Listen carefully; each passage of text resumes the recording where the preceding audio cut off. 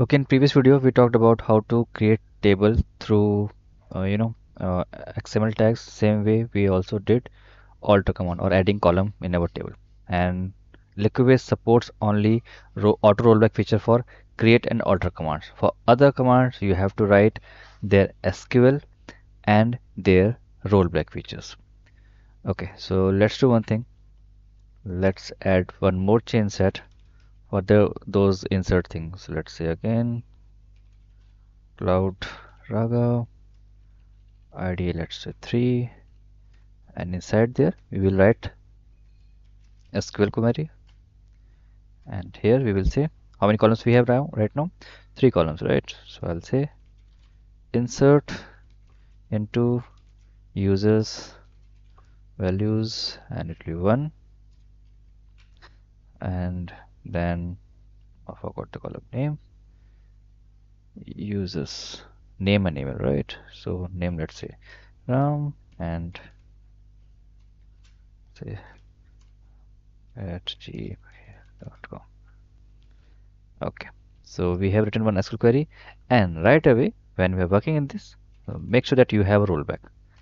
Since Liquibase doesn't support auto rollback as I mentioned for insert commands, so you have to give its SQL explicitly. Yep, like through a SQL command. So when you're inserting, we are giving ID and names. So you can pick anything and then just say delete from users where ID equals to 1. So this is its uh, rollback. Okay, so we have one insert command. Likewise, you can have one more change set for update as well. So I'm just creating it just for demoing it. So change set, and this time I'll update. So we have one record. Let's change this ID. So once insert happens, so now I want to update the record, the same record. Maybe in future I want to do that. So update users set email equals to, let's say I want to at, let's say outlook.com. Okay, so I just updated the Gmail ID, and again where ID equals to 1, semicolon, done. And like we are changing it, so we have, so what we just did here, we have updated the email ram at outlook.com. Now if I have to write its rollback, so I will write this query again in a rollback manner like what was it earlier before executing the update query. So this will be gmail.com, no more outlook. Okay, so that's how we write rollback for update commands. Okay, so it's done. So how our file looks like: initially we are creating a table, then adding one column into it, then we are inserting one record and having its rollback, you know, a manual rollback. Same way we are updating one record, and then we are also writing its rollback. Now one more thing I'll do, because if I just run this tag, so what will happen, it will roll back every single thing. So I'll put roll back for every single tag, change that tag, and we don't need this SQL command. Let's get rid of it. Okay, so I just copied this change set and I'll place it even after every change set. It's not required, guys, but just to show you how rollback can be beneficial, let me show you. So we have change set for every single tag. Okay, so we need to manage the IDs. So I'll say I'll map it with the records. So 1 1, I'll say 0 1 1 0 1, and it's going to be 1 0 2. Okay, it's going to be 1 0 3, it's going to be 1 0 4, then 1 0 5, 1 0 6, 1 0 7, 1 0 8. Okay, so we have all the tags ready, and we need to change the tag name as well, which I forgot completely. So it's 1 0 1, it's 103, it's 105, and it's 107. Great. Okay, so we have unique tag name as well. Let's drop the table and let's see, are we able to execute all these commands in one go, or we will face some exceptions or issues. Okay, so it's empty. Going back to command line and say Liquibase update. Nice. In one go, we are able to execute all total 8 change sets. Yes, we have total 8 change sets. So going back to database, refresh.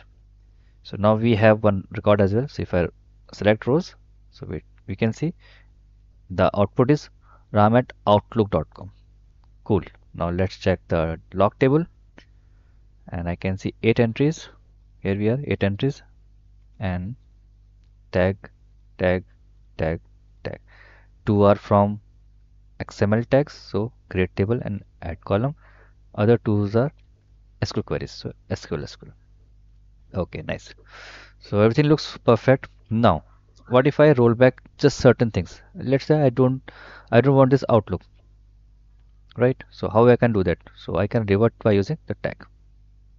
So copy it. So right now it is showing outlook.com, and we have executed by using Gmail. Okay, so what we can write? We already have command, so I can get it back. Liquibase rollback and tag name, which I'm going to execute right now, base tag 107. So whatever update has been happened after insertion, they will get rollback. Okay, this is the command, rollback tag 107. And if everything goes fine, here we can see rolling back changes for this command. So it will roll back 108 just next to the 107. So this tag means it will roll back below changes. And let's verify the database first and the log table. So we have 8 entries. I'm going to refresh and it should say 6. Yep. So the tag and its entry has been removed. I mean, it's rollback. Let's verify the user table. So initially it was Gmail, then we executed that change set to update the email ID. So we refresh and yep, it becomes Gmail. That's how it works. So if I roll back one more step above, so this change set says insert record. So if I roll back from here, so the entered record, this insert will be rolled back. So let's try that. It's going to be reverse 5105 entered. Okay, rolling back change set 106 and 105. So in database change log, so we have last 2 entries for insert. I can say it by reading the names. And if I refresh, 2 more entries gone for insert. And if I remove or execute this command, execute, insert command is rollback. Cool. Likewise, I can alter the new column. I have entered email column. So going back, it is 3 entered. So we can see 2 rollback commands. Nice. 104 and 103 is rollback. It is about adding one extra column. So in changelog we have 4 entries, rollback, 2 gone, and they should get, the email should be gone from here. So executing the command, yep, ID and name. And final, the root tag is 101. So if I go back and run 101 entered, so 2 more rollback happened, 102 and 101. Going back to database changelog, now it becomes empty and users becomes, this whole table will be removed. So no need to show here. I can reload and users is gone.